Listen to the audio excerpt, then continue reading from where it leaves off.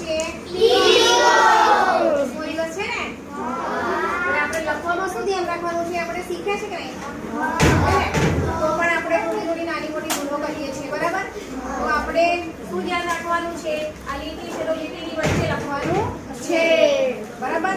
અને અક્ષરો એક સરખા આવવા જોઈએ. અક્ષરો કેવા આવવા જોઈએ? બરાબર?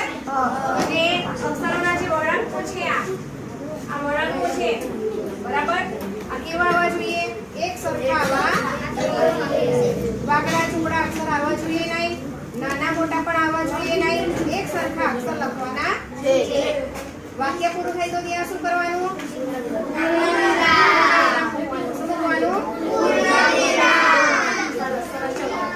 તો આવી જ રીતે તમારે મસ્ત સારા અક્ષરે લખવાનું છે, એકદમ ઝીણા અક્ષર બી નહીં કાઢવાના. માપના મોટા અને શબ્દ વચ્ચે જગ્યા રાખીને લખવાનું છે. શબ્દ વચ્ચે શું રાખવાનું છે? જગ્યા. યોગ્ય જગ્યા, યોગ્ય અંતર રાખીને લખવાનું છે. ઓકે, ચલો લખો.